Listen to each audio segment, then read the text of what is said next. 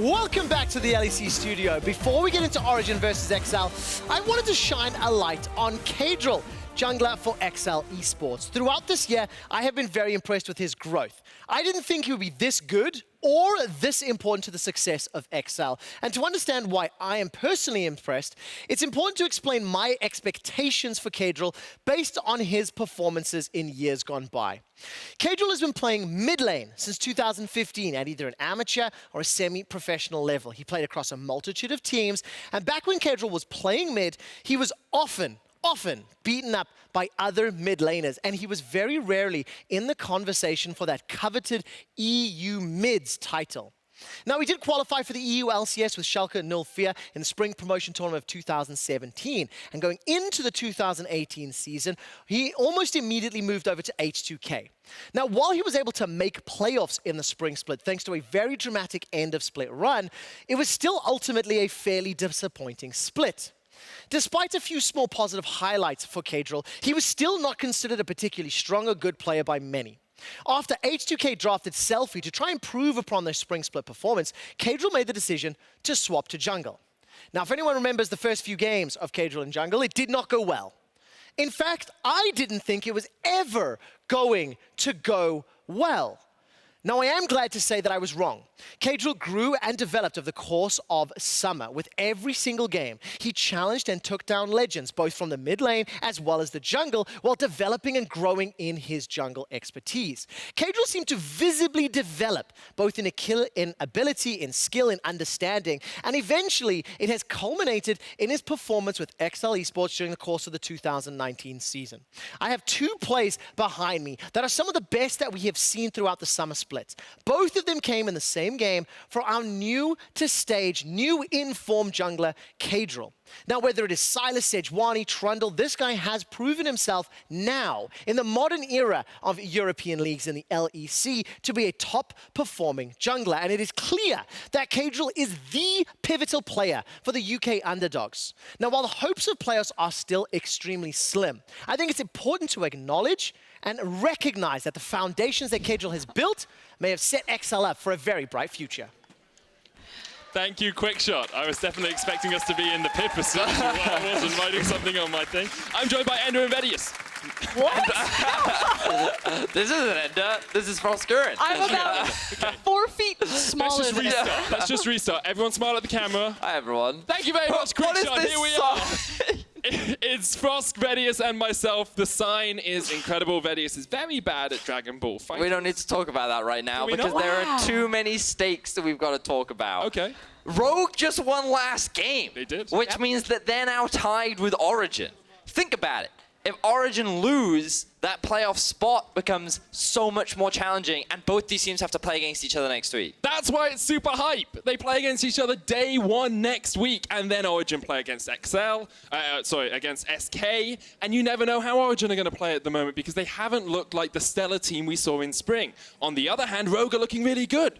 They just won a very strong game with 2 assassins. Maybe they're going to be fighting for that 6th spot. And the thing was, we thought it was all going to be locked. We were looking at the schedule. Everyone's like, it'll go as expected. Week 9 is going to be boring for us. And suddenly everything feels like it's up in the air, and potentially every single game could matter. So pressure is definitely on for Origen as they look across for Rogue, but also then the chances for Excel like you're talking about. And I feel like when we look at Origen, we've got to see a shift from what we saw yesterday. Many question marks surrounded that draft. It felt like that they pigeonholed onto a single win condition, and if they could not execute upon it, then they were never going to win, and ultimately they failed. And going up against XL, you need to be more versatile in how you approach the game. But I do like that Origen are trying to reach for that versatility. It kind of felt like the complaints against Origen were always, they're trying too much, they need to stick to one style, but I do like the style that they showed last time, which is trying to put Kold on something like the Lee Sin. I want him to be more proactive on more early game focused junglers, especially when he's looking across from a guy like Caedral. I mean, that's fine, but don't pair it with a Twisted Fate and a Karma, and so you only have like one damage source.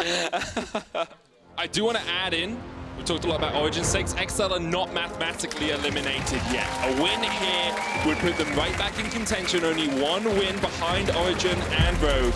And next week would be everything to play for this UK alignment.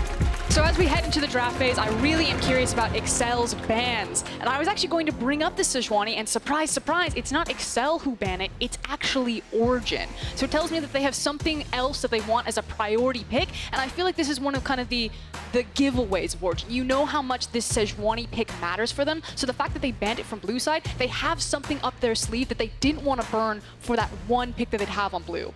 So I'm now wondering, Qiyana, Azir, Sejuani, Qiyana, Azir, Corki, along with the Yuumi are common bans that we'll often see.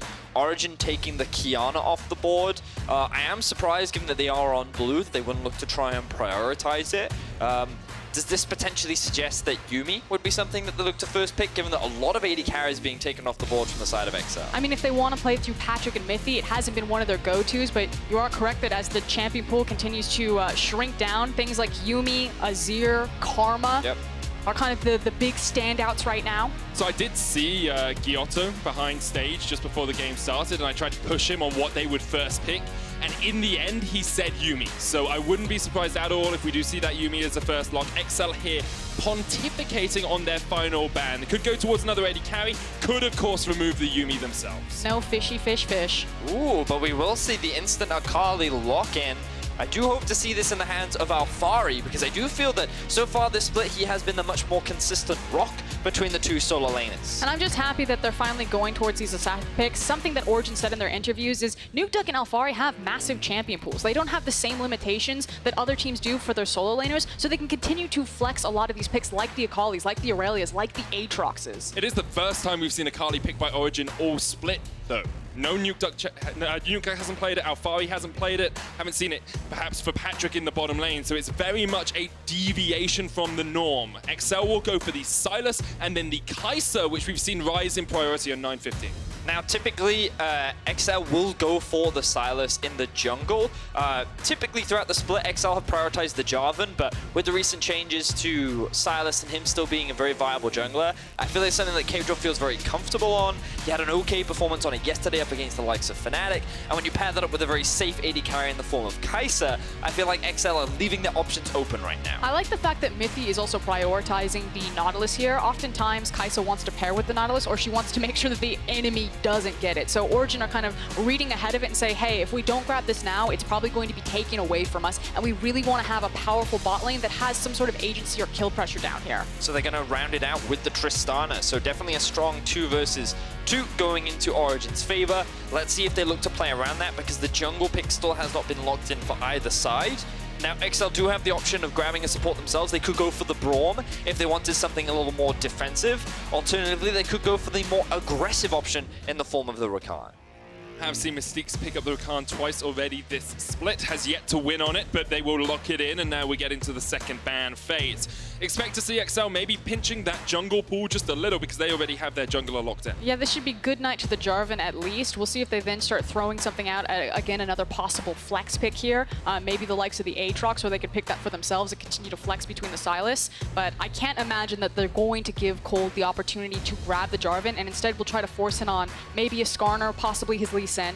With the Gangplank ban, it does suggest that first pick Aatrox could be what you were suggesting, Froskurinn. I wonder if they look to ban away the Gnar as well. It is something that Alphari has gone for, and is a relatively safe blind. But then it's giving Origen a comfort pick in the jungle by trying to trade that for getting expect a power pick against Alphari, which could be a potential strategy here, but then it has to pay off. And playing through topside isn't normally what you want to do. It is also a risk that you're picking Aatrox and then they just put the Akali up towards the top side of the map, which we know many Akali players are happy to play into. I will say, though, that one of XL's best weeks was actually when Caedral just focused on Expect, and they actually tried to play through him and try to enable him, so perhaps they look to go back to that style of play. Meanwhile, we're seeing more junglers being taken off the table, and the Skarner ban surprises me. Perhaps this does suggest that XL may just look to lock in their jungler right now.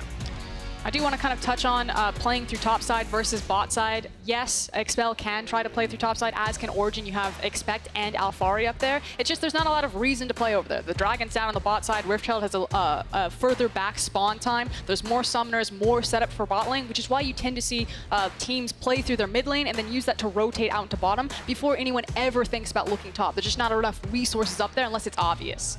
Okay, so jumping into the second phase of picks here, we see the Karma Sin remove Skarner and the Gangplank. A lot of options still available. We have seen Mickey pop off on picks like the Irelia recently. Could lock that one in for themselves, but instead it's going to be XL who go towards the Jarvan, meaning that Sylas is going to be in a solo lane. Well, we did talk about the jungle picks earlier and how XL have typically prioritized the Jarvan, but have more recently gone towards the Sylas. I expected the Sylas to be in the jungle. However, with this Jarvan lock-in, it heavily suggests Caedral will be more of the early game jungle style of Jarvan, and then we'll get to see the Sylas flexed into the Akali matchup. I mean, one of the nice things is already with the picks that Caedral has shown taking the Jarvan is that he has kill pressure in pretty much all these lanes, or at least set up for it. You know, Sylas can bring his own form of CC, Rakan can follow up very well to the Jarvan knockup, so there's just a lot of options so far before they even reveal the last pick on XL's team. Origen will get the Gragas for Kold, and the Aatrox picked up finally. Could go to Nukeduck or Alphari, of course.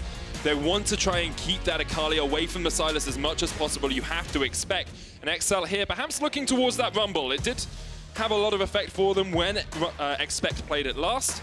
And we'll see if that is what they decide to lock in. It's a lot of magic damage if they decide to commit to the Rumble here with Excel's composition, which is why I think that, yeah, okay, that makes a lot more sense. I think that they really needed a stronger AD champion, so I like the Renekton look. It looks like that they've got the Sylas matchup into the Akali, they have the Renekton into the Aatrox, they have, in my opinion, a more impactful, very early level jungler. So XL have a lot of options around the top side of the map to try and get mid and top lane ahead if they want to. However, the all-in power of Origen's duo does give them a lot of options around the level 3 mark to try and force those all-in trades. So I'm curious as to whether or not OG will look to try and track Caedral and what he tries to set up in the early game and mitigate his early pressure, or if Kold will focus on abandoning his solo laners and instead trying to leverage the strong 2v2 that Patrik and Mithy hold. I'm actually leaning towards this idea of a controlled jungle style for Kold here, because if you look at the outscale potential and a 1-3-1 when you have the likes of an Akali and an Aatrox, I think Origen say, hey, if we neutralize what Excel can get done into the early game, in the late game, we're going to feel more than comfortable in how we play out the rest of this map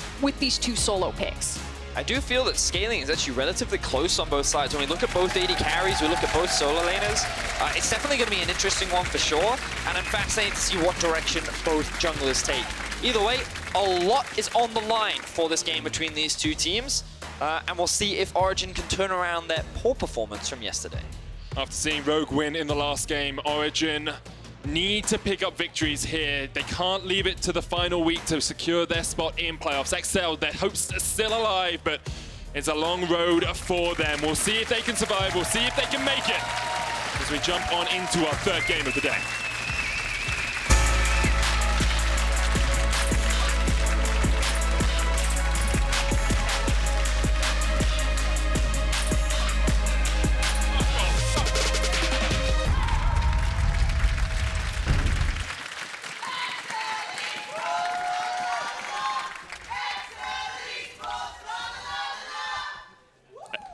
XL Esports la la la la la. Fa la la la la. Oh, fa la la la la. That feels too Christmassy for me. You're literally English and you messed that up. Okay, sure. I'll take it on the chin. I'll take it on the chin. Origen versus XL. A game that is decisive in both these teams' playoff runs. And I want to know where you guys want to focus early on. What are we expecting? You talked about Kold wanting a more controlled jungle style. How does he enact that?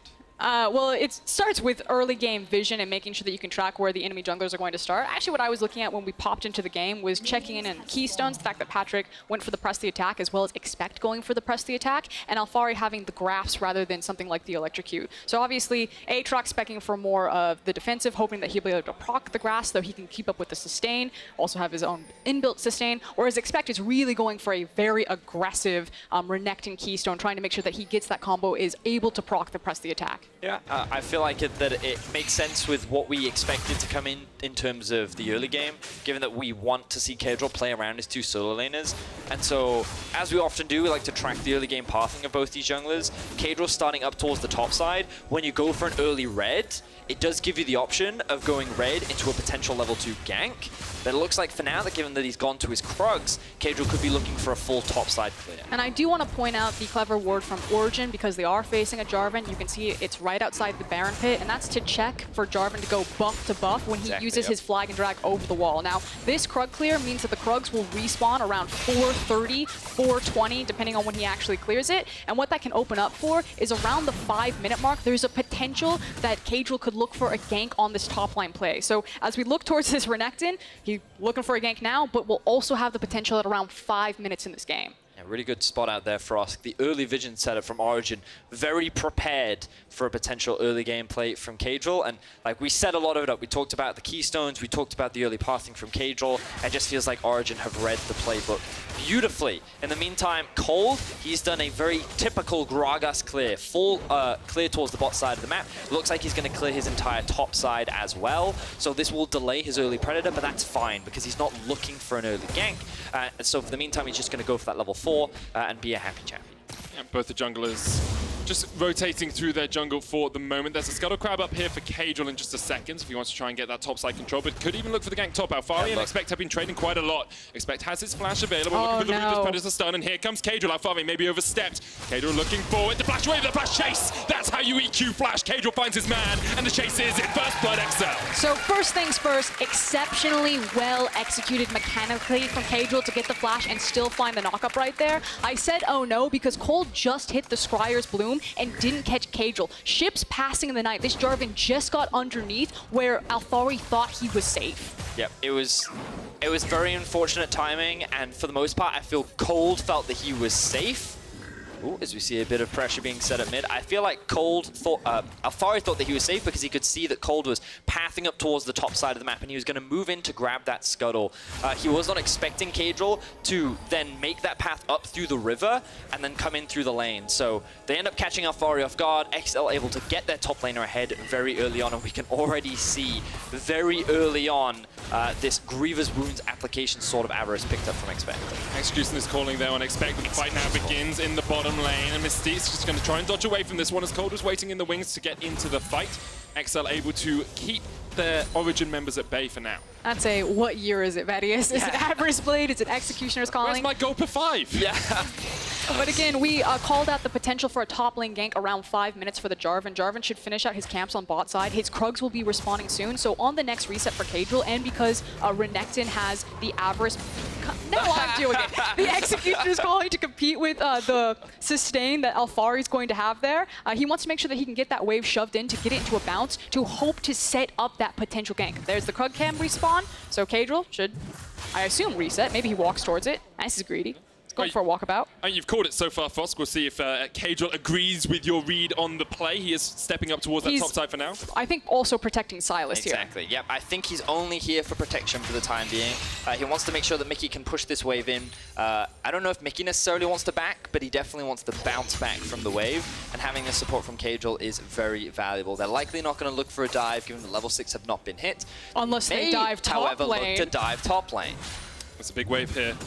6 minions or so. Alphari's going to try and clear that out, but XL are here. 3 men strong. Alphari trying to defend. Doesn't have the flash. Here's Caedral. Gets the knocker. Mithy on the chase. Abscon locked up. Easy enough stuff for XL. Great call, Frost. Amazing adjustment from Caedral right there. He's like, I can force this gank to happen, and because we have mid lane priority with Mithy, I can bring someone along for the ride. Forethought there. Beautifully done. Now they've got Nukeduck. Super greedy from Nukeduck. He almost falls. There was no ignite, it was just the Grievous Wounds from the execution. Oh, yes! That was so fine, Mickey! Beautifully played from XL. They find 3 quick kills before we're even at the 6-minute mark, and it's all around these 3 players in the top half of the map. We talked about it in draft. We talked about how Caedral wanted to get them ahead, and so far he's done a fine job of it. Origen falling behind in the early game. I do think he needs to be a bit more respectful here. His mid laner's not there. Mithy doesn't have TP. Yeah, this is why Caedral's like probably over-forcing here as Alphari just walks from the mid lane and helps Kold secure this area. It is something that we often see from XL. We saw it a lot yesterday in their game versus Fnatic, where they'd get these advantages and then they would overstep. We'll see if they can clean that up in this game, but have a look at this. You talk all about it, Frost. We saw him, we expected him to reset after clearing the bot side of the map, but he knew that he could cover mid and then use that priority to rotate up towards top side, and they set up that dive as Mickey, Expect was setting up the slow push. And this is just why we praise Caedral so well, because he is such an incredibly smart jungler. Do you want to shout out Mickey right there from the 3-point line, just absolutely nothing but net. Straight in at the back of the net.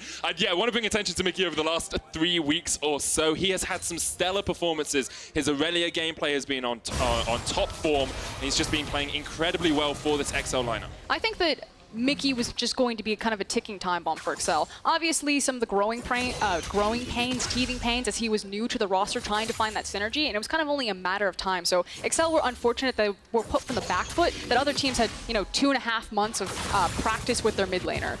Well, that shroud used here by Nukeduck. Mickey won't be able to dodge away. The lockup is good. Kold finds the first kill of the game for Origen. As I say that, he dies. Yeah. Clean kill from the side of Origen. They finally get themselves on the board. We're now keeping our eyes on where the jungler is making his way. Looks like they're pathing towards bot. They could consider an early Drake, given that they do have the push in the 2 versus 2, but instead they decide not to risk it. Yeah, I actually think they're being really cautious with this. Maybe lost track of some of the teleport timers. But you see that XL don't have any TP, so there's just a lot of priority there for Origen, but don't try to push their luck. Yeah, I think they're a little concerned because a lot of their damage disappears given that Nukeduck didn't have his ultimate available. We do see the Jarvan hanging around the bot side of the map, but this also allows Nukeduck to actually go back to base, so he can now spend that gold, pick up a Vamp Scepter as well, and so when he returns to the map, they're in a much better position. But this is scary because Origen decided that they didn't want to try to force. It was a very bold call if they went for the Infernal. They now take their resets. They're also missing their teleports, so that they're at a numbers disadvantage, and XL are able to walk up to this Infernal for free. I feel like Origen had their window a bit risky, but they play it too cautious and lose the Infernal Drake in response. And that feels like it's been the story of the split for Origen, just not taking those 60-40 plays, waiting for the 80-20 plays, and because of it, they lose out on some of these advantages that they can be building early on in the game.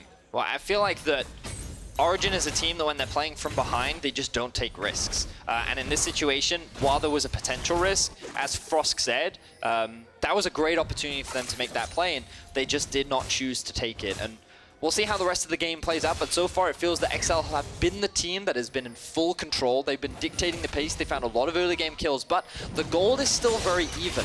A lot of that is coming from the mid lane discrepancy, along with the top lane discrepancy in terms of farm. Now, Expect does have that wave that he's going to catch and close that gap a little bit. You can see that the mid lane gold is still even because of that kill that he was able to pick up, and the gold is actually the difference. It's largely coming from the bot lane from Mithy and Patrik, who've been doing what they can to keep up the pressure and generate that extra bit of gold. Yeah, and also grabbing a few plates there as true, yep. XL were resetting after taking that Infernal, so Origen did get something back for it in the end. You can now see Gragas waiting the wings. And the hook's gonna land, quickness comes out, there's the barrel, easy enough stuff. Really well played by Origen as they try and take down Mystiques in the end, but Expect is here in time to save his support. And Origen, they find another kill. This early game looked disastrous, but Kold is doing a good job of playing around where he has pressure. He set up a good kill into mid, the push was available in bot, and he found it, and now he has his eyes set on Mickey once again. Caedral was hoping that Kold would go in there, just waiting by the tower, couldn't quite find the connection. Yeah, and just smart for Kold to be here looking for the potential of the counter gank. He should now move with Nukeduck into this topside river, not only to protect Alphari here grabbing some plates, but also because he has this topside camp set up.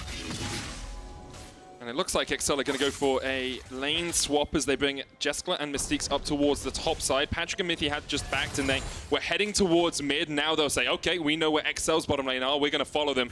And they'll go straight up towards top. Alphari TPing down towards the bottom lane. Knew that Expected burnt his TP before and actually manages to save a plate down towards this bottom side. Yeah, but he uses that TP, like you're saying, to kind of dissuade and pick up the free farm that was pushing into the tower, but he didn't find his back. So I'm actually curious if he's just that far away from an item and he's like, I can't use this TP to grab free priority. Instead, I just need to grab it to pick up some basic farm. But that could slow them down if they want to make a different reset later on. Look at the pings coming out from XL.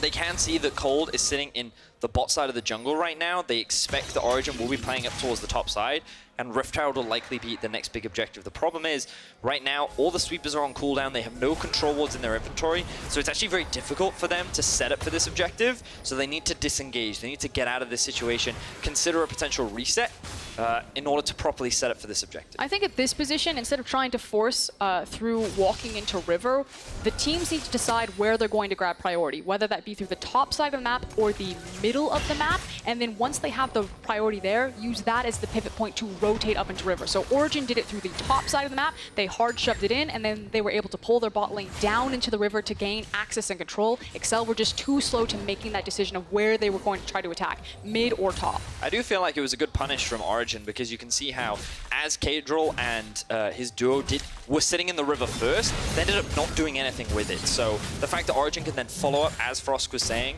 by generating that pressure up towards the top side and now getting a better reset off, Origen overall just better utilizing their fundamentals. And notice how they have now actually been able to claw a gold advantage. And it's one of those situations where Nukeduck should be fine here, but it's one of those situations where we talked about it earlier on. Nukeduck goes in.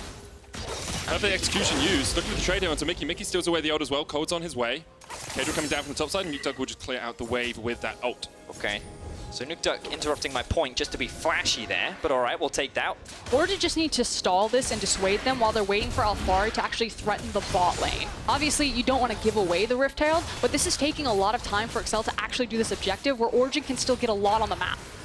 Mickey doesn't want to burn that TP to defend the bot lane tower either, because he knows Origen might go for a fight around this. He wants to be able to get there.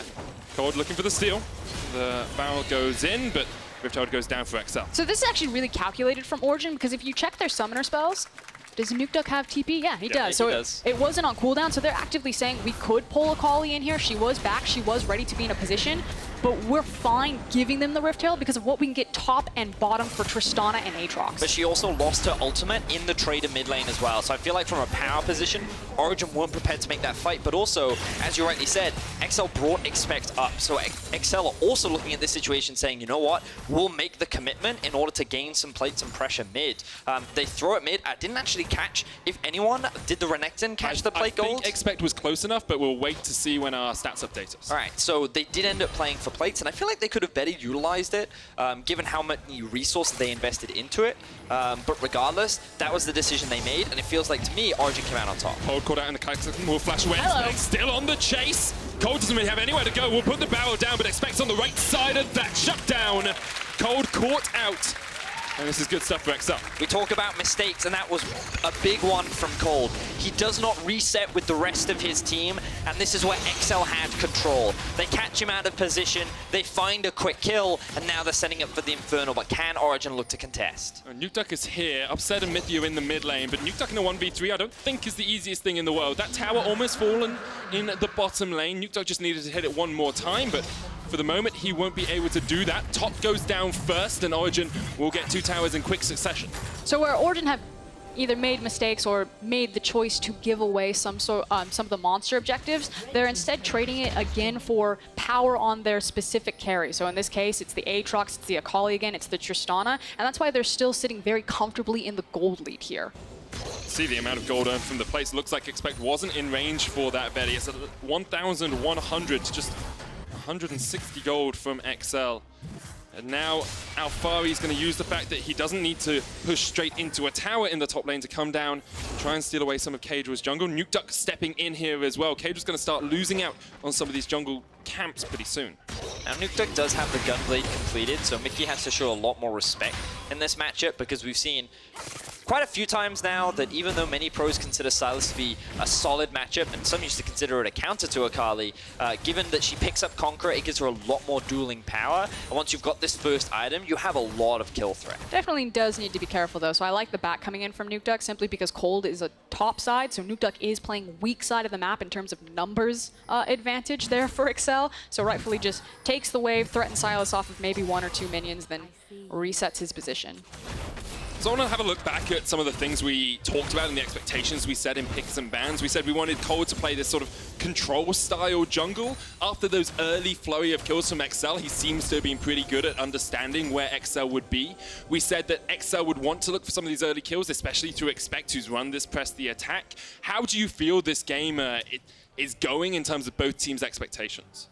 Well, I feel like Excel did manage to get some of the early gold onto their carries, but I don't personally feel that it was enough to really springboard them. You can see that reflected in the gold, and again, that was Origen very cleverly trading monster objectives like the Herald, like the 2 dragons, for individual gold on things like the Tristana, the Akali, and the Aatrox, which is why they're able to play this 1-3-1 style here. Quickness used by Mystiques. He is caught out. Kold was waiting. Silent Assassin just waiting around the wings. Now, Mithy steals away the Nautilus ultimate. Nukeduck is teleported into this alongside Mithy, and Origen will just be dissuaded from going any further for the fight. I am quite surprised XL tried to force that fight. The reality is, what would they gain off the back of if they even won it? Securing that mid tower would have been very difficult, especially when Alphari had priority top and could have just rotated down to compensate for the numbers difference. So it felt to me like XL had a bit of a communication blunder there as they tried to force this play. And we can also kind of talk about some of the wider abilities of this composition from Origen if they are set up with Aatrox and Akali into these side lanes. And it's not only the ability to make kind of counter picks like this, but imagine trying to engage on that 3. You have a Tristana and a Gragas, 2 champions with probably some of the biggest disengages in the game. So as this game goes later and later, and as Nukeduck and Alphari continue to get gold, it's really hard to punish Patrik and Mithy. Mithy taking a lot of damage here. Mystiques there just in time, but the perfect execution from Nukeduck is enough. And now Mystiques is running for his life. Shuriken hits, Kold takes him out. Meanwhile, in the mid lane, there's another fight erupting as Patrik has been caught out by Jeskla. The shutdown comes out, there's Cataclysm as well, but Kold is on his way. Stopwatch! And the game goes sepia for a second. We'll see exactly what happened there in just a moment's time. So I had to look back because what surprised me was the fact that the Nautilus ult did not go off onto Nukeduck. And I had to look at the replay, and I wasn't entirely sure myself why I didn't, so I assume that's why the pause is. We'll wait for further clarification. But that was a pretty big deal. The fact that the Nautilus ultimate did not go off allowed Nukeduck to reposition and then recommit. And remember that Mithy then doesn't have his ultimate, so he's effectively fighting with 3 abilities versus the 4. So we'll wait to hear further confirmation on exactly how that came to be.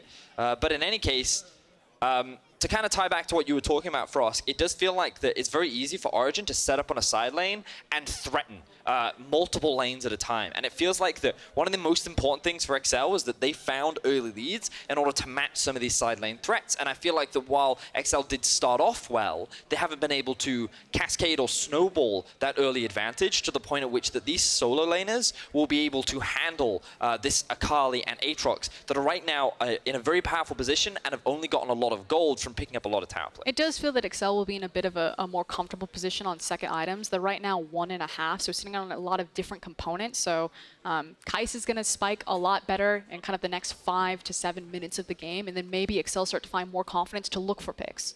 We're going to have another look at that last river fight just to have a look at how Mithy was caught out, what happened exactly, and then the follow-up engage in the mid lane as well. So let's have another look at this fight down towards the bottom side, and we'll see exactly what went wrong for Mithy. So you can see Mithy engages. You notice here that he throws the ultimate out, and then it doesn't end up going off. Because of that, he doesn't have that extra bit of crowd control, and that could have been the difference maker in terms of being able to find that kill. Now, I'm not entirely sure if it was a result of Nukeduck putting himself out of vision that perhaps cancelled the ultimate. In any case, we'll get further information. Oh, that was really so good interrupt Caedral. coming out from Caedral. He did this earlier on in the top lane against Alphari. He finds it once again against Patrik. So even though XL end up not finding the kill in the river, they do end up finding a pick in mid. So it ends up being a 1-for-1, 1-for-2 overall. Caedral just mechanically so clean right there. And yeah, Patrik was very greedy. He had access to his ultimate. He tried to buffer out of that, but very well executed from Caedral. Yeah, I can tell you from personal experience, that EQ flash is really difficult to land. So, is it, Medic? Very impressive. Do you have, would you like to share with the class? Hey, I'm the only one here with international experience on like a Riot stage, so just leave that one there for the moment. Of course, both these teams fighting for those final 2 spots in playoffs. Origen sitting on the cusp at the moment, 6th place, but with Rogue taking a win just a game ago. They will be very, very, very excited if they can take this win. Very, very, very. The reason I said very, very, very was I was looking for the word. And honestly, couldn't get another word apart from excited in my head. So that's what we're going for. Very, very, very excited if they take this win, because it means that they have their own destiny in their hands when they play up against Rogue next week. I mean, this is a situation where Rogue fans are Excel's #1 groupies right now. Yep. Oh man, I still can't get out of my head that I called it Avarice Blade. How old school do you have to be? I'm sure many of our fans don't even know what the Avarice Blade was. Pretty sure Ender doesn't. No, I think that's he won't older than have. Ender. Yeah, because Avarice Blade was around the time of Heart of Gold and Philosopher's Stone, right? And it was the one of the other items. GP5. Yeah. Damn. Anyway, it's definitely called Executioner's Calling. I was incorrect. It was what Cull was before Cull was a thing, really. Was it? Well, no, so it was the same idea. It was like, if you're an AD and you're behind, you need some gold per 5, you'd get that, right? So you'd get like a slow input of gold. Whereas now, you know, you could buy a Cull and you farm, and if you're me, it takes you 30 minutes to complete your Cull. Wait, wasn't there also another generation? I remember like a little blue dagger that would also generate Cage's Lucky gold. Pick. Cage's Lucky Pick, And you would like stack. That's a Yeah, Tenacious D reference, is Cage's Lucky Pick. Really? Yeah, because Cage's Lucky Pick is the pick a pick of Destiny. It's the pick he uses to defeat the devil in Pick of Destiny, the movie. Interesting. All I remember is playing Maokai top lane and running Heart of Gold, Philosopher's Stone, and Cage's Lucky Pick. I see what And then type of player you are. you would sit there and you would just generate gold You're like- for ages. And you take no damage, because You Vengeful take no Maelstrom damage. is just like, oh, I take 25% less damage while I'm in this. Yeah. You're like the modern day Gangplank, but when Gangplank used to rub Klepto.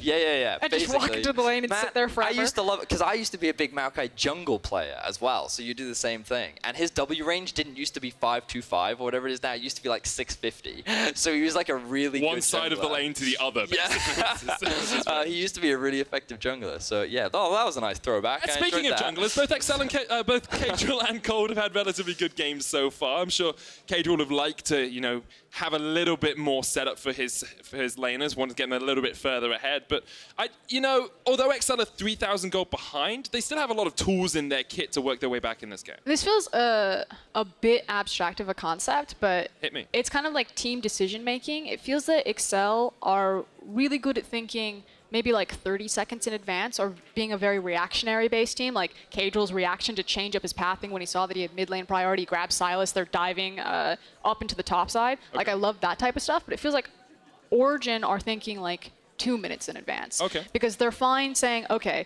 Excel are on things like Rift Herald, we're going to give that to them, we're not going to burn our TPs. Like they're not immediately pulling the trigger there, and they're trying to think long term, okay, but when they reset, does this mean that we can get to the waves, that we can get the plates, and it'll neutralize out? And I think that's kind of been the story of this game in terms of the difference in shift of power and gold. Andy agrees. He's just not saying it out loud. Sorry, Vedius. Vedius agrees. He made this face where he slightly fronts and goes, Yes, I Yes, concur. quite. I think it is one of the things that you can't always, like, you can't see it a lot of the time. Like as someone watching this game, as someone who doesn't have a lot of the background knowledge you do as a former coach, Frost. No. So this is what Vedius, Ender, and I have been spending all week on, is that we've been watching all of the teams, and we've just been obsessed with back timers. So if you guys are really tired of hearing about resets and back timers and priority and all of this, it's because we're just looking at why are teams backing when they do? Who are they backing with? How quickly But are also, they getting back what onto do the map? teams do with their backs Yes. as well, right? And it's funny because one of the prevailing issues that Excel have is that they don't actually sync up their backs. They're pretty, what's the word, desynchronized in how they back. And so But why does that matter? So in a lot of games, what it looks like is teams overextending or overcommitting, when another way to look at it is they should have just reset and then used the time from the reset in order to come back out onto the map as a slightly stronger setup. So like, depending on how you want to look at it, it depends on your frame of perspective. But in many cases, especially in yesterday, one of my biggest criticisms of Excel were they would find kills onto Fnatic, and then rather than reset with the gold they have, they would greed for plates, or they would greed for an extra wave, or they would try and get vision in the river. And rather than use the time to go back to base and then come back out onto the map while Fnatic is dead, they're just trying to extend their lead. And it's a very common solo queue thing that happens where people get kills and then they keep trying to push their lead and they don't realize that the enemy team has refreshed all their resources and is now back on the map. Because that's the thing, you have to think, while you're sitting there getting the plates, you usually run away in solo queue when the enemy laner gets back into lane. You're like, okay, and then you take your reset. But in professional play, when the enemy team is on the map, then they're in control and they're setting up the play, and then you're late to it. Okay, well, so while League officials are investigating this pause coming out from XL, we're actually going to hand it over to the analyst desk. Quickshot, over to you. Thank you very much, Medic. And just before we talk a little bit more about some of the action from the early game, I would like to give an update that League officials are currently investigating a bug reported by XL with regard to Nautilus's ultimate. Of course, it was Mithy that stole that away and cast it in the river. While they are busy looking at it, I am joined by Ender, and we can talk a little bit about the early game and some of the plays that happened. But let's start with the draft. Were you surprised at all? Do you like what you see? I mean, I like what I see generally from both sides. I think that Origen, really the biggest thing I was looking at was shifting away from trying to play through this like global style with the Tahm Kench that they went for yesterday that, let's face it, looked pretty garbage.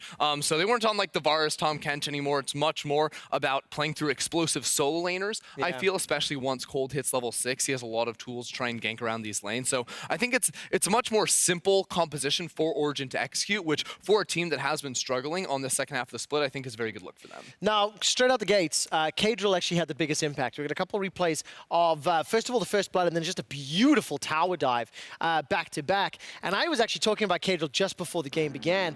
It's good execution, it's good understanding, and such a fantastic play. The follow flash there to get the knock up onto Alphari there. Very nicely played from him at the start of this play. Of course, then makes the call on this flashless Aatrox to pull Mithy up into this top lane as well to get the kill, and then stick around for a little bit extra here too.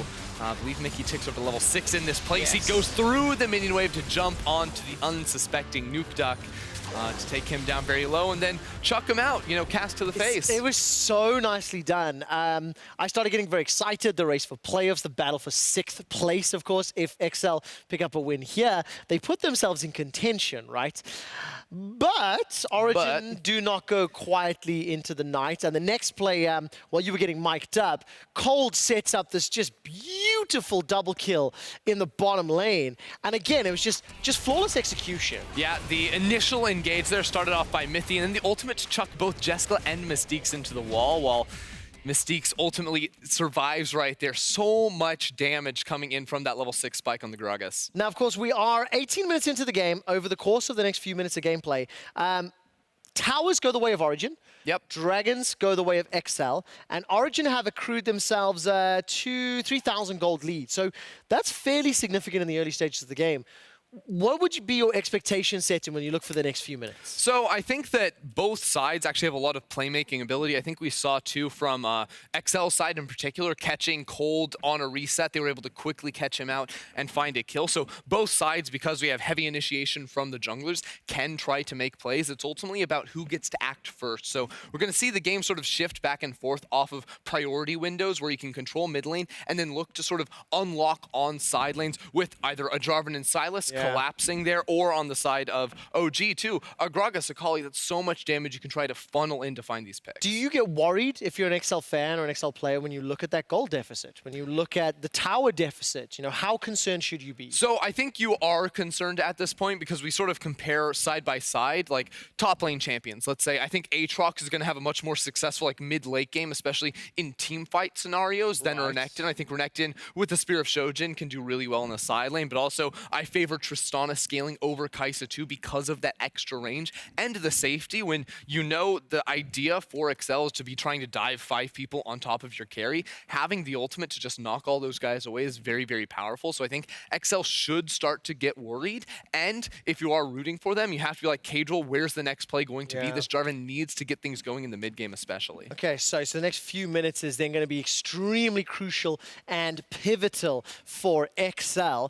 Look, if you guys are just joining us for Origen versus XL, we are currently in a pause while League officials investigate a bug reported by XL with the Nautilus ultimate. When we went into the pause, as mentioned, we were at 17 minutes, 52 seconds with Origen 3 cap. Now watch closely for the Nautilus ultimate. Yeah, so Mithy stole the ult in mid lane, and there, I believe, so my playtester in me is like, okay, he loses vision of the Akali, maybe that could be the issue here, because the ultimate definitely doesn't go through on Nukeduck. Now, very important to note, League officials backstage are currently discussing, reviewing and double-checking all the details. But Ender was an on-stage referee, was also a game tester. And let me tell you, Sylas was the worst champion ever to try and create. Because of all these ultimates that you had to steal, there was so many engineers that were actually pulled onto the champion team to try and code all those ultimates. Because there's 145 champions in the game. All those champs have to be specifically coded for Sylas. Doesn't copy-paste just work? No, copy-paste does not work. Copy-paste will destroy your game. That is the worst thing you can possibly do. Actually, maybe I shouldn't have said that. That definitely shows a little bit of my coding ignorance, I think. But look, it is a very difficult situation, of course, and with such high stakes, it's absolutely the right call to pause and to review and to discuss this. I do want to talk a little bit about the standings. Let's step away from the game for now because we will have some more time once we figure out what the next steps are. But if you look at the standings and you look at how close these teams are, I mean, Origen came into the day sitting at 6 wins, 9 losses. And as it stands, XL at 4 and 11. But when you see Rogue, XL, Misfits all in that same bracket, it's not outside the realm of possibility for Origen not to be in the top. Oh, I mean, it is very possible right here. You know, Rogue being their main competitors, getting that big win against Schalke just earlier today. That was something that I personally did not see coming. Yeah. Those two teams are going to be facing off next week in probably the most important game for either of these two squads this entire split so far, because this Origen squad, assuming that Rogue continue to win out, could miss playoffs after a strong second place finish in spring. And it's just such a funny situation to be in because after seeing the success of G2 at MSI, then the success of G2, Fnatic, and Origen at Rift Rivals, I got lulled into the sense of feeling or sense of security that Europe as a whole, we were amazing, was incredible. And then we start seeing the teams petering off and falling off. And actually, now you're starting to see a much larger group of inconsistent teams and really only G2 and Splice that seem to show any level of stability. It's weird too because we look at our league and it's G2 obviously on this big pedestal. Then there's a little bit of gap. You see a Splice, a Fnatic, maybe Schalke trying to sneak in there. And then everything under that. Yeah, not after that, right? But before we would say that. And then the other 5, 6, 7 teams in our league, just depending on what team shows up on any given day, they could be the best, they could be the absolute worst, and it feels like it's almost coin flippy with all these squads. And what I do like though is thanks to some of the upsets, we have been in many splits in the past where the week 8 and the week 9 games tend to not matter much. You know, where it gets to a situation where, games don't have any impact on the standings. And while if you're a G2 Fnatic or Splice, you're safe, you're comfortable for the most part, outside of Fnatic and Splice fighting for the bye, if they concede any losses to bottom of the table teams, if G2 against Misfits next, goes the way of Misfits, all of a sudden Misfits is back in the running for that 6th and final spot in Athens. Yeah, all of a sudden everything just gets skewed, right? Yes. And it's funny that you bring up, going into week 9, all these games seem like they mean so much, but on paper, the games today, all the analyst predictions-wise were very one-sided because on paper, it seems very evident which team is going to win. You look at Origen versus XL, it should be Origen, right? You look at Schalke in the last game, that should be a Schalke win, and it just doesn't go that way. So because of all of these upsets, the results on paper are not matching up what we're actually seeing. No, they absolutely are not. My predictions are definitely proof in the pudding there because what I anticipated to happen definitely has not. Only 1 point ahead of Vedius, I'll let you know. Behind Vedius right now, sorry. But as I said, we are still investigating this, and while everybody is discussing what is a very, sensitive, difficult situation, let's talk a little bit about what we've seen thus far on the weekend, meta-wise. I know one of the discussions that's come up a couple of times is where did this Kai'Sa priority come from? I like seeing more Qiyana and Akali showing up in little different, different places, both in solo laners as well as jungle. What are the other meta trends or pick trends that you've noticed this weekend? I mean, so honestly, for me, it's been mostly about the AD carry pool, not just the Kai'Sa either, but we've also seen a lot more Lucian, especially bans in the second rotation. It seems like teams are much more focused on getting strong dueling bot lanes. One of the things, the trends we've seen, over the last 3-4 weeks, I think, is our junglers setting up their paths to go for very early Drake takes. When you have bot lane priority, you set up your path in a way that you can go for a 7 or 8 minute dragon. So if you have a stronger 2v2 with a Kai'Sa plus a CC support or a Lucian Yuumi in the bottom lane, if you have these power 2v2s, it can set up for those early Drake plays where you don't even necessarily need to take a team fight, but just based on the strength that you have, you can easily pick up those objectives and get off to a good start. Now, what about the, one specific champion was on the ban list for a couple of weeks, Kai'Sa, found himself banned up even one game yesterday, was picked up by Vitality. It looks like you're about to vomit when I said that. So why the discomfort? So I just think this champion sucks. And it's not because like the kid is necessarily terrible. He just sucks every time we see him. And yeah, Caedral played a great game of Kai'Sa yesterday. It looked good, but they still lost that game. And ultimately... So you're blaming Mord? No, I'm blaming Mord. Okay. Maybe not for that game, but in all these other games where he's picked and he's against like an on-hit Kennen or an on-hit Nico, if you just pick some sort of like ranged split push champion that can win every 1v1, Kai'Sa looks like the most useless champion I've ever seen. So how do you make him work though? Because, like, listen, you play the dumbest stuff with Drake. Sure. I have seen the games that you play. And it is obvious that several LEC teams have tried. They tried to make it work several weeks ago, then it was banned. Now it comes back. It showed up a little yesterday. So there's definitely some interest to make it work. Yeah, I mean, I think the biggest thing for me is looking at the priority of it in draft. You shouldn't be picking this champion like first rotation. You need to hold off on it, make sure you have a good solo lane matchup so you don't just get single-handedly smashed. And then the ultimate can be very powerful, as we've seen in team fights. All right, it absolutely can. Just if you are joining us, we are in a pause. One of the members of XL did report a problem with a Nautilus ultimate that was cast from Sylas. While League officials are investigating, we can continue to provide as much entertainment and information as we can. For now, though, Laure is ready with Origen's coach. Let's see what he has to say. I actually don't want to do it. Now I want to talk. Thank you, guys. Guilhoto. How stressful is it as a coach to have a pause in a game like this? I mean, of course, it's a bit stressful because there's nothing that we can do. But I believe it's even more stressful for the players on both teams. It's just something that happens. They think there is a bug. The referees are investigating, and now it's just waiting for result to keep the integrity of the game itself. I'll talk to the players after the game to have their opinion on this, but players are on the line here. So can you tell me what you said to the players on stage before leaving and go backstage as a motivational speech?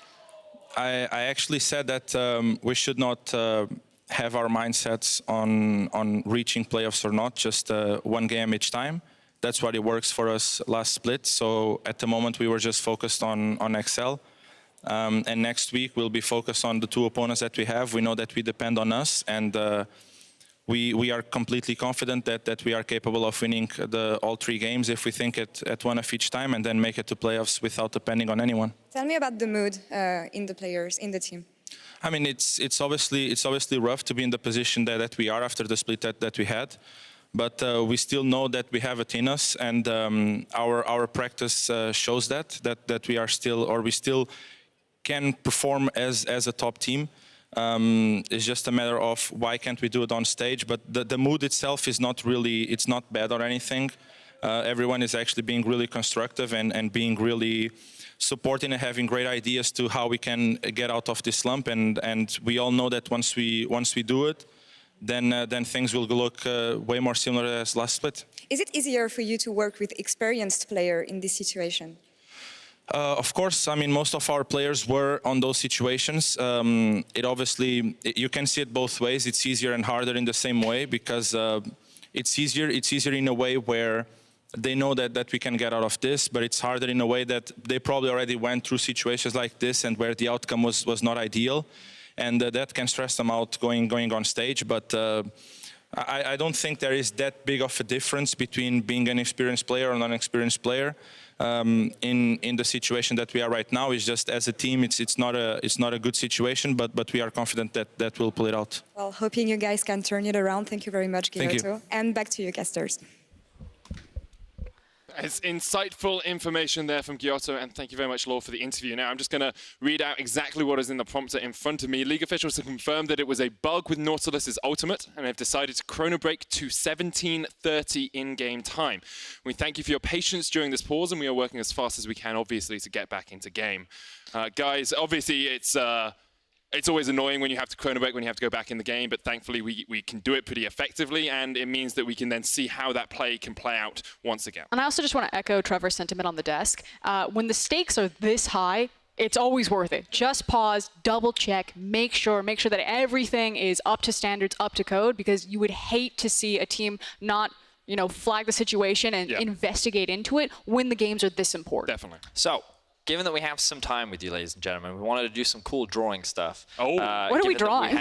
We actually have the game state at 17:30. We have a beautiful bird's eye shot for you, and we're going to talk about potential next steps and the current state of the map. So what you'll notice in the bottom river right now, you can see that Mithy and Nukeduck are about to engage in the little fight that ultimately resulted in the bug. Now, the initial issue for Mithy is that the rest of his team is actually sitting all the way back here. The only support he has is from Mystiques, who eventually makes his way down. But if we look at the state of the map, Mithy trying to go for this play is actually a very dangerous thing to do, because he doesn't appreciate the positioning of the rest of Origen.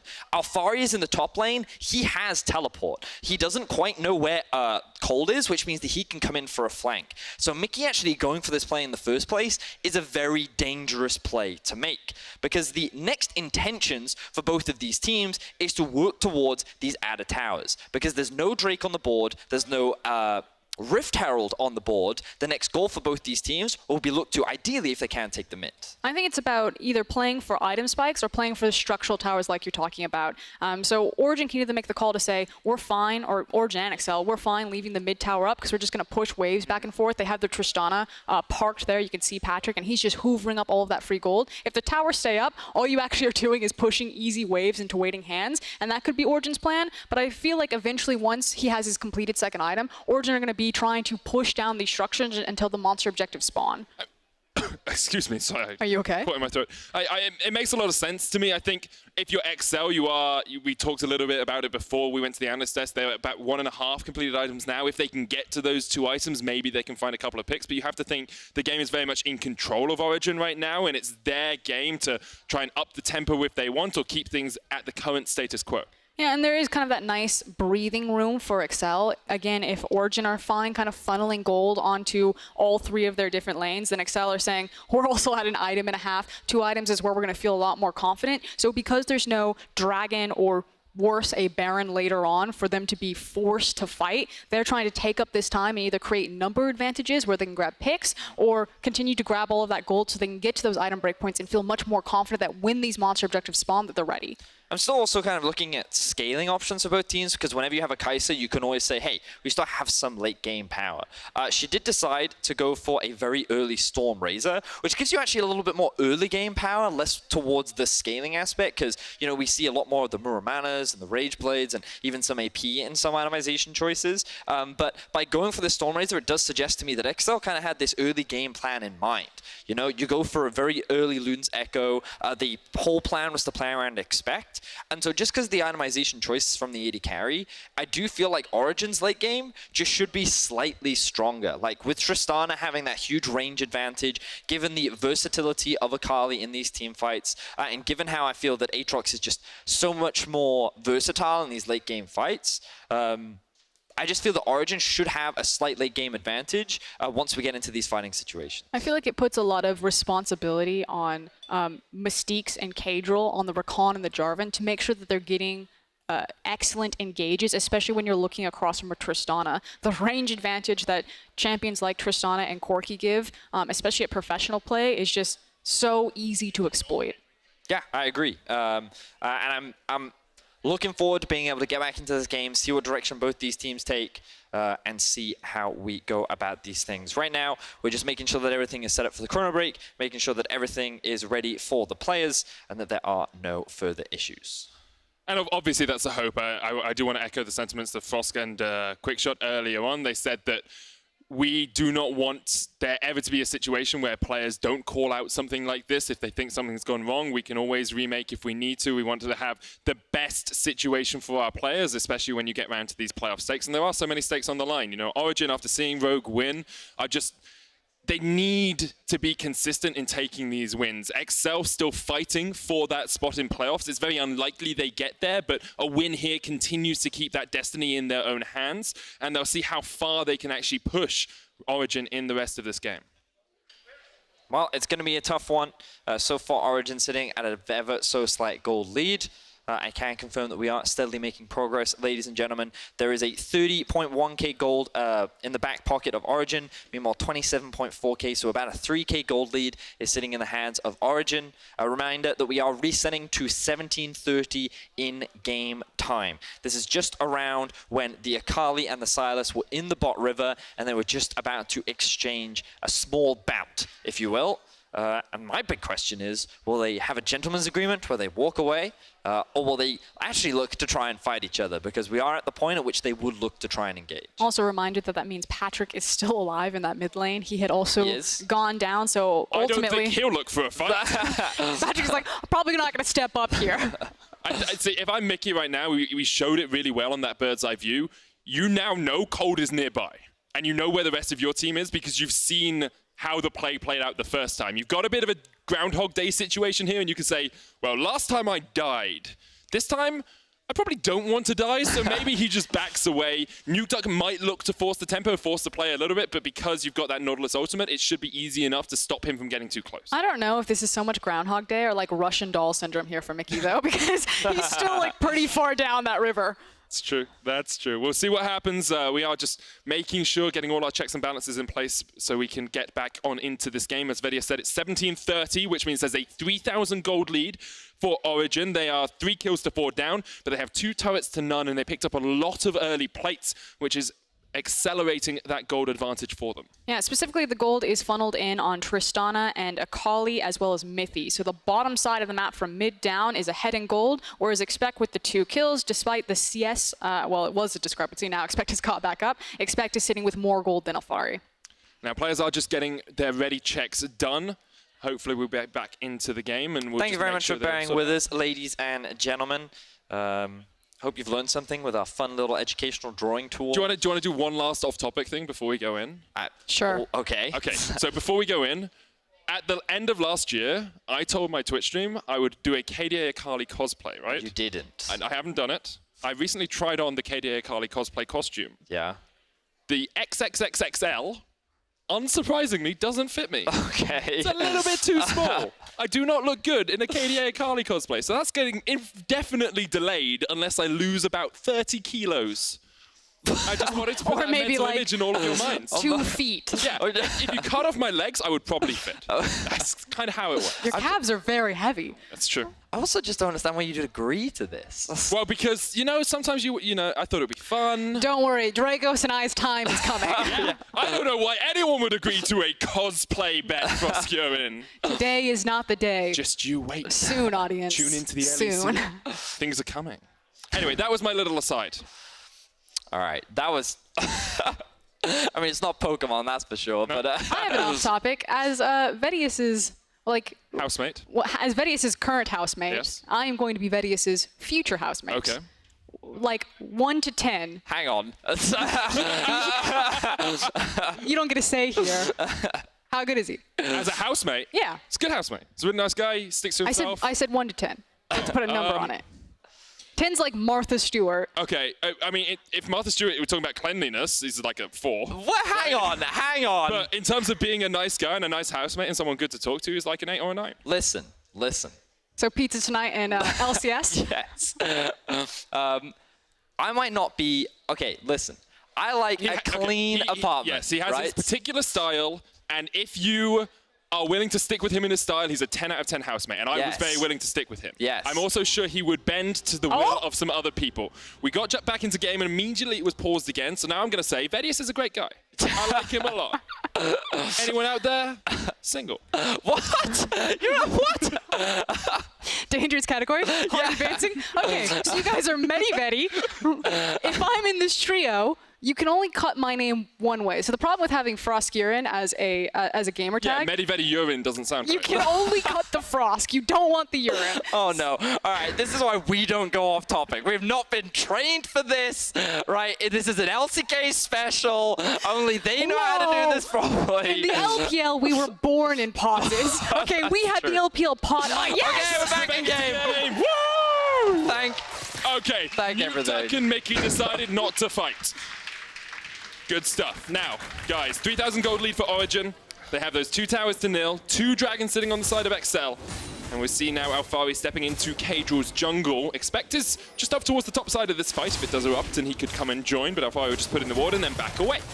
So right now we're in a situation where, again, do Origen actually want to pull the trigger on forcing down this mid lane tower, or are they fine to keep it up and to continue farming? There's no dragon to play around.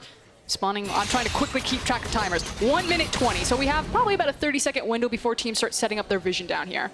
So what I thought was quite interesting was if we could quickly pan down to Nukeduck, he set up almost like a freeze on the wave where he waited. And the reason why he waited is because he wanted the mid wave to crash at the same time. So this suggests to Mithy that he's actually looking for a row mid, but he's actually looking for the 1v1. Gunblade used, but the first 5-point strike doesn't hit. Nukeduck looking for the trade here onto Mithy, lands the shuriken going all the way in. Mithy has to flash away, and Nukeduck will dash away with his perfect execution. And obviously, anytime you're facing an assassin, when you don't have flash, the assassin knows that that's a kill next time. So Mithy, unfortunately, has to be that much more terrified of Nukeduck in these side lanes. But that was really big brain from Nukeduck. Like, you could see what Mithy was thinking, and he wasn't prepared for this play. Almost finds a kill, but Nukeduck only ends up walking away with the flash. Now, because two members were up topside, this forces Alphari back because Patrik was hanging around the mid lane, and I believe Kold was hanging towards bot. But now they're looking for the fight. Nukeduck is basing, does not have the teleport. But Excel are actually really behind on this play. Dragon's going to be spawning in 19 seconds. You can see it's about to pop up. Origen have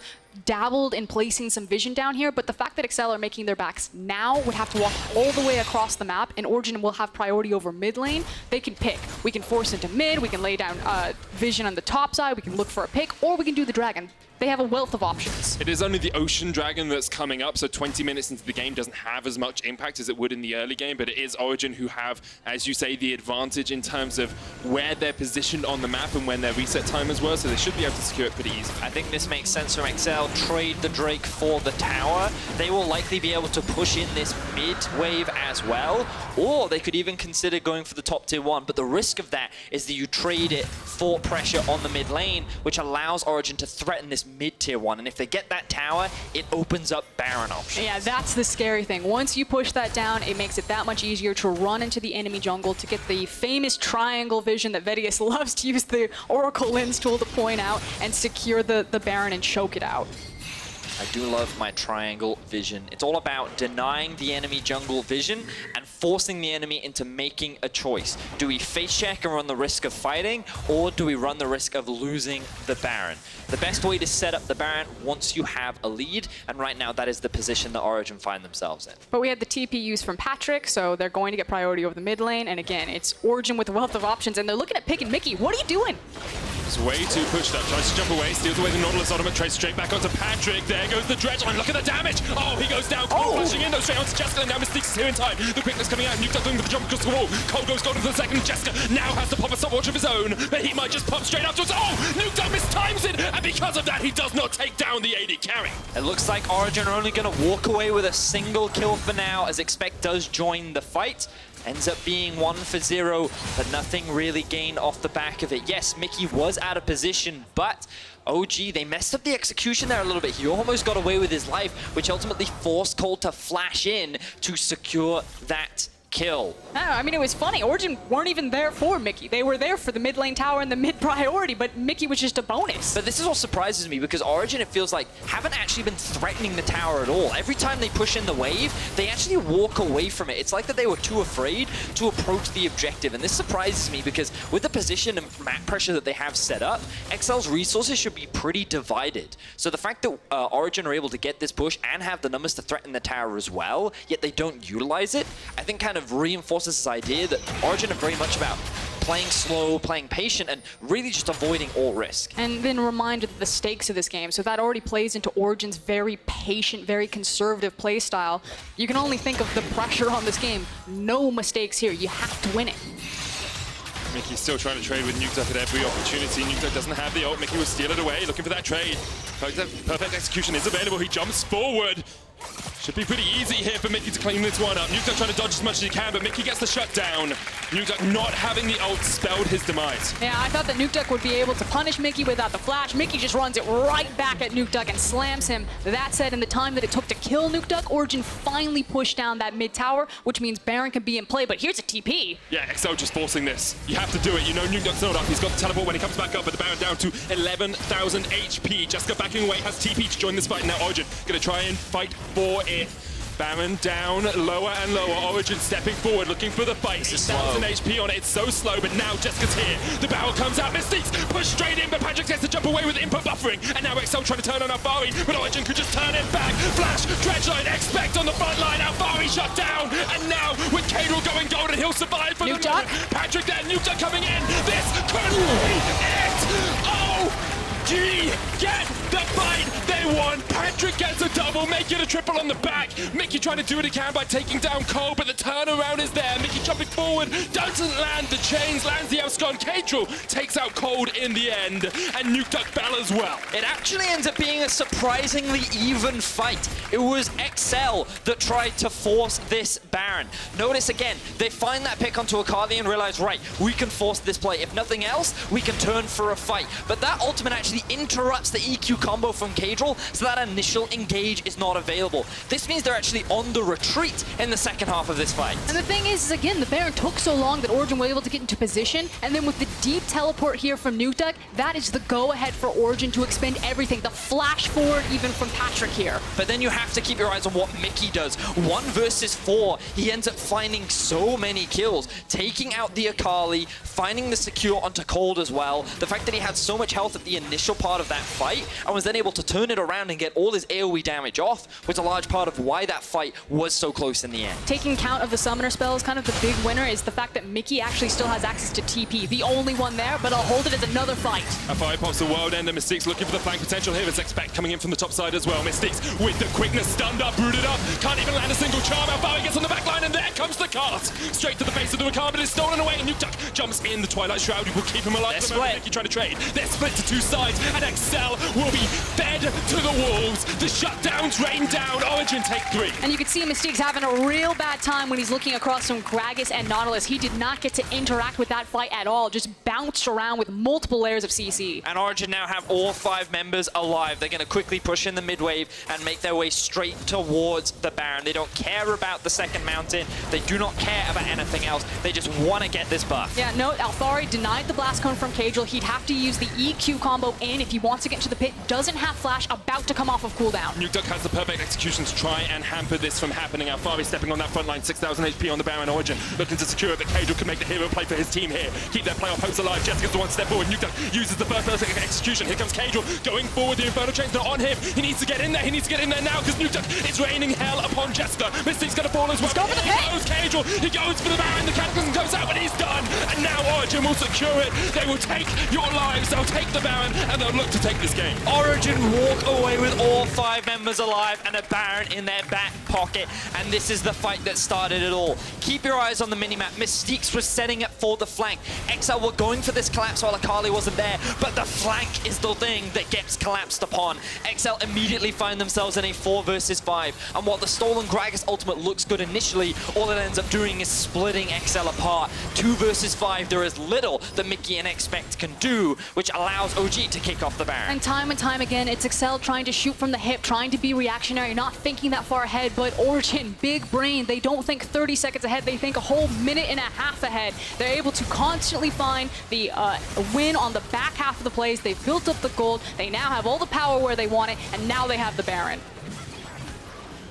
It's a flurry of fights here. You can see Caedral almost got there in time. 1,500 HP left on that Baron. Mystiques looking for the charm, looking for the quickness, can't quite land it. Nukeduck has his ultimate stolen away. He's stunned in place, red turret destroyed in the mid lane as the rest of Origen push in, and look how long Nukeduck has delayed this for. He continues to survive. Mithy looking for the abscon, but the inhibitor tower is the target for the mid lane. Nukeduck almost has his perfect execution back up. He goes golden for a second. Can he get that timer up? Inhibitor tower falls to the mid lane as Origen continue to look for the push. In the end, Nukeduck falls, but XL pay for it with an inhibitor.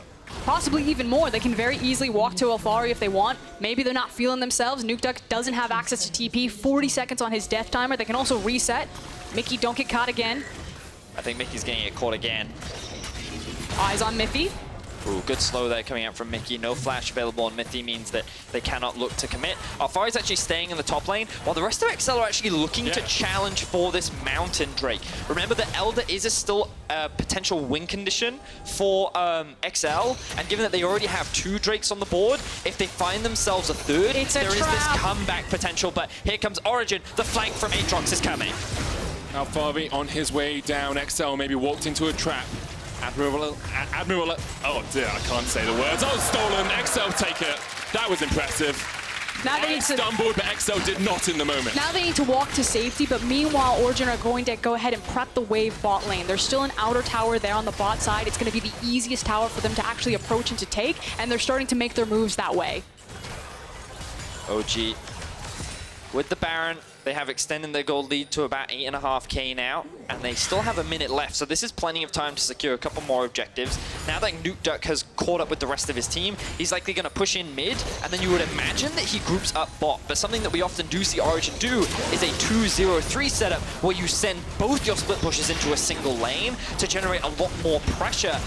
Often when only one member comes to answer, that one person could not often find themselves there. And you can see how quickly Origen take towers here with Patrik being well and truly online. 3 items on the Tristana, only scaling up, getting that longer range auto attack as well. Almost level 16, almost the longest range in the game. It's going to be very hard for XL to defend against Patrik when he can just step up to towers and take them out in a heartbeat. Yeah, and the unfortunate reality is that when he does, the only option XL have is to either find a flank or find a hard engage, because they don't have innate wave clear built on their composition. Majority of them are melee champions, and then it's just a Kai'Sa as your marksman who's relatively short range. Expect popping the Dominus here, trying to chase down Nukeduck, but he's in a 2v1. Mystiques on his way. Expect will pop the stopwatch and keep himself alive in the fight. The inhibitor tower did fall, but the inhibitor didn't, and because Patrik and Mithy had backed away and reset, Origen weren't able to get anything on the other side of the map. So that was a good example of the 2-0-3 we were talking about. There was already the inhibitor down, which made it very easy for Nukeduck to rotate up and actually secure that tower. Now a lot of the base is broken for XL. Unfortunately, their back timers are a little bit desynchronized. You can see Alphari only just now being able to base. This means that Kold, Patrik, and Mithy have to be careful. Oh, they're actually choosing to reset once again. This could very well be to restock on some of the vision, as you would imagine that Baron will be the next big objective that they're waiting for. Yeah, and it was kind of the question of if they didn't make their backs there or maybe force some teleports, they're trying to press more towers. But I agree with you, Vedi. I think they're, again, taking a more conservative route and saying, grab the free gold, make sure that the waves are constantly pressuring, and let's look towards the next big objective, whether that be the Drake or the Baron. We'll see what Origen send their eyes to. They have a 10,000 gold lead, 30 minutes in. That snowballed in the last 5 minutes or so. 8 towers to 1. XL, very few threads of hope left for them in this game. The Elder Dragon may be won, but we still have an Inferno to get through before then. We've still got the Baron fight that's going to happen in a minute or so's time. And Origen, it's all of their vision. If we pan to the vision, just looking at how little XL have anywhere up forward in the map. They've got a little bit in their own jungle, but there's nothing past the halfway mark. I do want to say that there's a deep control ward from XL behind Patrik. There is a teleport on Expect. If you want to see maybe the hero play, Expect has to get to safety, but they could look for that. I think the risk is, though, if they commit to that, then they're just leaving the top side of the map open for OG to just run it down, right? And it's a potential in terms of XL maybe turning it around, but the risk, the debate is it worth the reward? And not in this current map right state. now, with Patrik shoving by. Yeah. So it looks like Origen are going to continue to push in all 3 waves. The Baron spawns in about 25 seconds. XL are just being slowly starved out of their own jungle. This is where we get to see that triangle vision being set up, where Origen just suffocate XL out from the top side of the map. XL on their last legs in this defense. Caedral had to EQ away. You can see how much damage Patrik does if you can just get a couple of auto attacks down with the red buff as well. Infernal Chains doesn't land from Alphari, but the rest of Origen are here for the chase. They're looking for that inhibitor. Again, why even risk the Baron at this point when you have such great disengage tools from the Tristana, from the Gragas, and the range?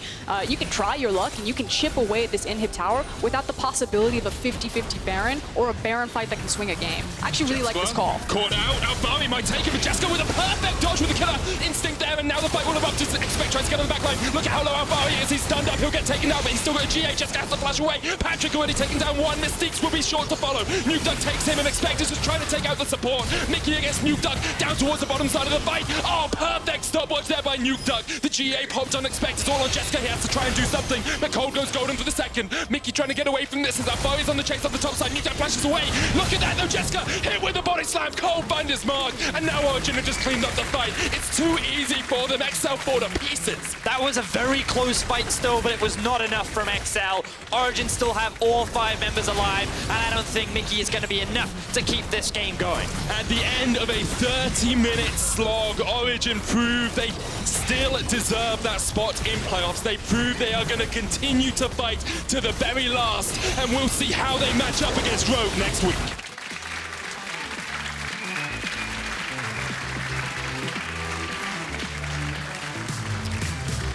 One game at a time. That's what Origen keeps saying. They're not looking ahead towards playoffs. They're not looking ahead towards lifting the LEC trophy. They're saying take every single game as it comes, playing very patient, very conservative League of Legends. I agree. I think that right now this is the best mentality that Origen can hope for.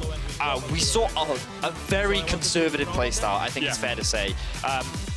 While I think it was required in the early game, in the mid game, I think there were plenty of opportunities for them to push their advantage a little bit more, take a couple of riskier calls and threaten a couple more objectives. But in the end, they got the big win and they punished XL whenever they saw the opportunity. I agree with you. I do want to credit, though, the fact that Origen are reaching and trying to play with their expansive champion pools, flexing Alphari and Nukeduck's muscles here. I like the fact that Kold is giving us more early game action as well as his typical controlled style. So it feels like the next evolution as Origen have found their stride, know how they want to attack the game. Commiserations, of course, to XL, who are knocked out of playoff contention with that loss, I believe.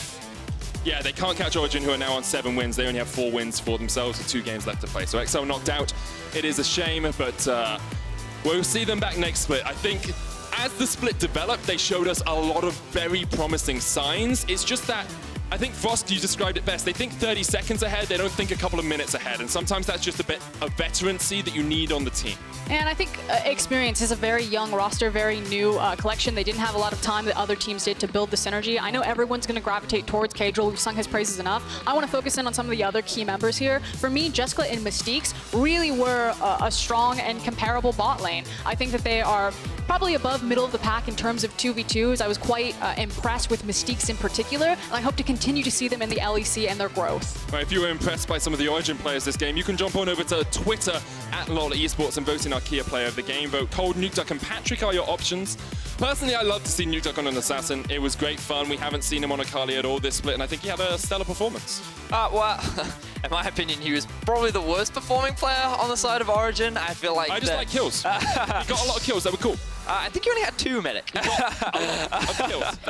He played Akali, did a lot of flips. Yes, he certainly did do a lot of flips. I think that a lot of this game, in my opinion, came down to a lot of the pressure that they generated on sides. Yeah. I feel like there were opportunities for... You know where Nukeduck was? Side lane. Yeah, he was. I think he could have played a little bit more reserved, though. But think about when he timed the wave with the mid lane wave to fake out Mithy and instead went for the 1v1. I do not think that he had a bad game. Best I think that... I'm trying to sell. The thing about Origen now is that they maintain this performance over next week because I think it's almost, I'm not going to say for certain, but I don't think they can catch up to 4th. I think right now it is a fight between them and Vitality for 5th, and really that 6th place spot of actually staying in playoffs, because it's still very competitive given that they will be going up against Rogue next week. But by getting this win today, it definitely increases their chances quite a lot. It definitely does. We're going to hear more from one of the Origen players. In fact, it's their jungler who's standing by with Laure. Thank you, guys, and thank you, Kold, for joining me. Not the best circumstances to win a game, I guess, but every game counts from now on. So how do you feel about this one? I mean, yeah, this win meant a lot for us. We actually really had to win today, so I think all of us felt the pressure a little bit. Yeah, I mean, we're really happy to win, and yeah, it felt good. Do you feel like the pause had an impact on the game you played? We're going to try to ignore the guys right now. It's fine. I don't really think it had that much of an impact. We were just a little bit bored, you know, like when you go into when you play out a scenario. We actually were talking about the scenario after, like how we're going to play the fight in mid. I don't know if people recall, but so it was a chrono break and we just reset and played the game. I felt like we were in control except for like the early stage of the game. So I felt like we had control of the game. Yeah. One thing that I found interesting is the sudden shift from yesterday's draft to today's draft, which is more centered around playing around the map, and today more about having strong lanes. So can you explain a bit this? I mean, I don't think that's actually how it works, by the way, because yesterday we actually had really strong lanes. We just kind of failed to execute the comp. I know afterwards people look at our draft from yesterday and say, like, is it Fnatic playing? Like, what are we actually doing? But we actually liked the draft yesterday. We just kind of misplayed the game. So I think today we just had the mindset to make it simple, play it out as we wanted, as we were like a more like easier way to play it, and it seemed to work. I was talking to Guilhoto before the game. I want to have your inputs on that. Still confident about reaching playoffs? I mean, yeah, of course. I think right now we just have like a little bit of some sloppy games on stage that leads us to lose. But I think if you get a little bit of insight into how we do things behind the scene in practice and stuff, I think we are very set to do well in playoffs. It's just about getting there now. Really glad to hear that, and I wish you good luck on that. Thank you very much, Kold. And back to you guys for postgame.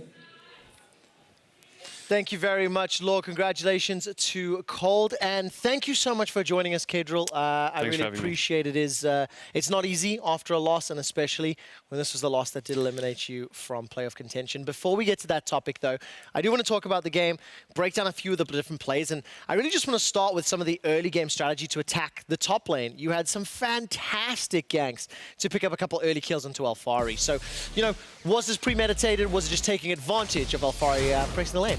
Well, I think the thing was I was going to path into bot side and help bot a bit early, but Expect said he was trading a lot and there was a lot of fighting going on and he wasn't sure if there was a ward. So we thought, okay, we can definitely get the kill here. If I just predict the flash, we can get the flash as well. And then Mithy was having good mid prio and he says, we can look for a top dive whenever you want. And I was like, okay, push that wave, let's go. Just EQ on him, out tank, job done. Yeah, it seemed like you guys really took control of that top lane. Yeah, then they tried to contest us here. I think we could have killed Akali there if we played it a little bit better. Oh, we did. Still got him. Yeah. Okay, Mithy saved the play. But I mean, it was pretty good overall top side. I think after the first base, we had like 3 kills in 4 or 5 minutes. Yeah. So yeah, it felt like we could just keep going top side and yeah. Where did it seem like the pace of the game shifted? Because I thought like after those 3 kills, you guys were sort of in the driver's seat, then Kold ended up going bot lane and getting a double kill. Was it like at that point that you thought maybe things had started turning, or where in your mind did you think OG really took the lead? Well, I think once they got the bot kills, Herald spawned, which was an unfortunate timing for us. They put a lot of resources into killing them. Kold got a kill, obviously. And then they swapped into topside, and they had a lot of tempo topside. And then we actually TP'd bot as well by accident. Well, not by accident, but we thought we could save them with the TP. So now we're TPing bots, and they have tempo on the swap. So it was a really rough situation for us. We either had to try to contest top with no TP when they go to Herald, or we just try to cross the map and just take bot tower and stuff like this. So after this situation and sequence of events, it was quite hard, I think, so yeah. And of course, there was a Baron that was picked up around 23 minutes. You guys managed to, you know, pick up a fight that was kind of, what was it, 3 for 3 if I recall, during the course of it. And it was just Origen creeping ahead slightly. Where for me, it kind of felt like the game was over was this dragon fight a little bit later than that. It's the last replay that I want to touch on. And at this stage, what was going through, you know, comms and through your minds? Well, I think the comms were about a minute before this. We need to fight. Like, we're so strong after this fight. I think this is just after the Nash fights where we felt confident that we got all their sums. I think we had a bit of miscommunication in terms of team fighting. We wanted to play sort of hit the front line and kill them first with Kai'Sa. But then we like looked for a flank, thought we could get Tristana with flashes. So we're all just on a different kind of page there. And then after this fight, they go towards Nash. The only thing you can do in this situation is just hope for a steal. Yeah. I mean, they tried to zone us off a bit here. So my eyes are just like set on Baron as much vision as I can get on it.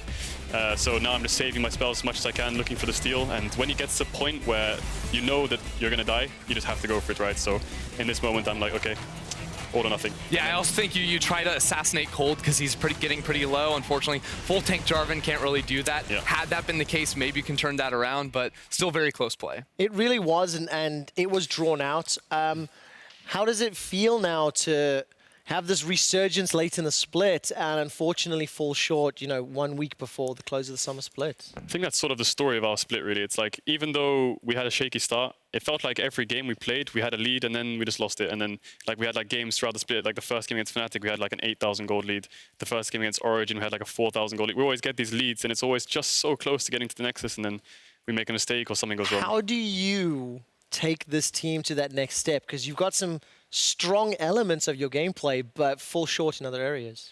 it's hard to say. Like, I think the next week we'll probably still try our best. Obviously, we're out to playoffs, look for a couple upsets like we did last split.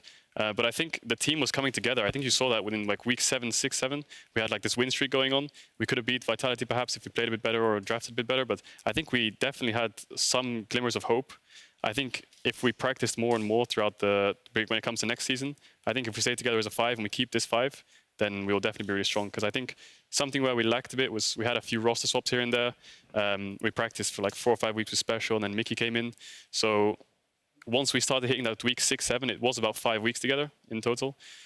So that's when we started feeling confident. So yeah, it seemed like there was a pretty obvious learning curve with you guys, as you mentioned, not getting like full practice with Mithy until like the split had basically already started, as well as trying to sort of mix and match the bot lane 2v2.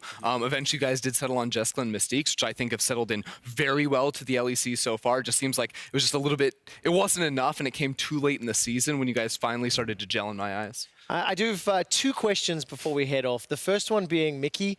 This is a player that was very heavily criticized on social media and a lot of eyes onto his individual play. So, what do you make of his growth throughout the split? Because he has looked phenomenal in the past few weeks. I think with Mithy, it's a sense of confidence, and when he feels comfortable, he plays his best. And I think when he plays his best, he's definitely a top-tier mid laner in Europe, and even in the LCK probably.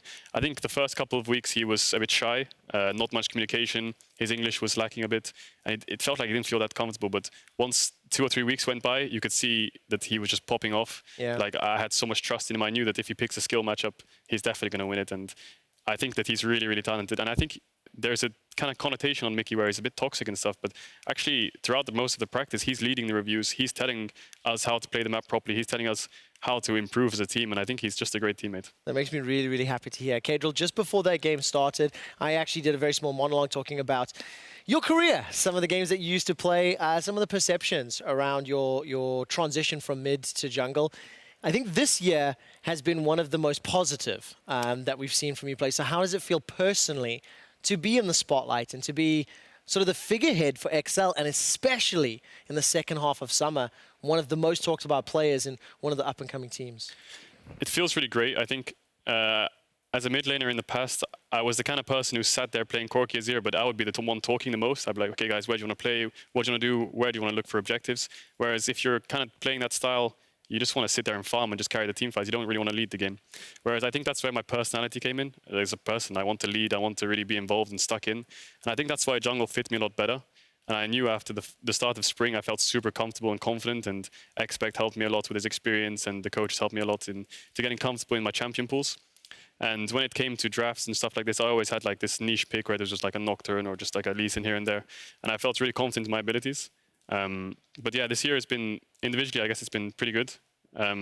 There's been so many games this split, which I kind of, it's unfortunate. I regret them a bit, where it's like we were so close to winning, and then we've had about 6 or 7 of those games, like even in spring against G2 and stuff like this, we had like these close wins. But I just wish we had that extra 1%, because I think if we did, we could be a bit higher in the standings. Well, I certainly hope you find it for next year. Caedral, it has been an absolute pleasure to watch your growth alongside XL Esports. I'm looking forward to casting you in week 9 as well as next year.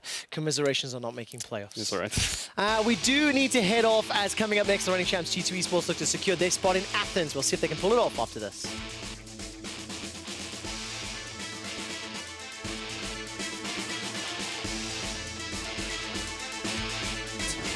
There was no ignite, it was just the grievous wounds. But oh, yes! That was so fine, Mithy! But Origen could just turn it back. Flash, Dredgeline, Expect on the front line. Alphari shut down. And now, with Caedral going golden, he'll survive for Nukeduck. Patrik there, Nukeduck coming in. This could be it! Oh, gee! Get the fight! They won! Mystiques gonna fall as well. Let's go for the pit! Goes Caedral, he goes for the Baron, the Cataclysm goes out, but he's done! And now Origen will secure it. They will take your lives, they'll take the Baron, and they'll look to take this game. And we'll see how they match up against Rogue next week.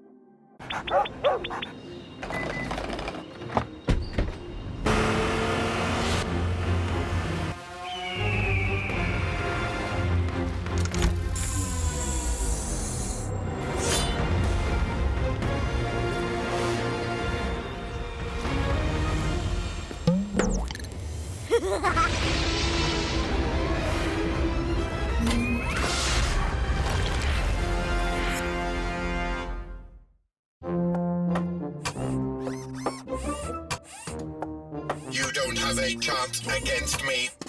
I can calculate 90 trillion moves in advance. Not fair. Not fair. Red Bull gives you wings.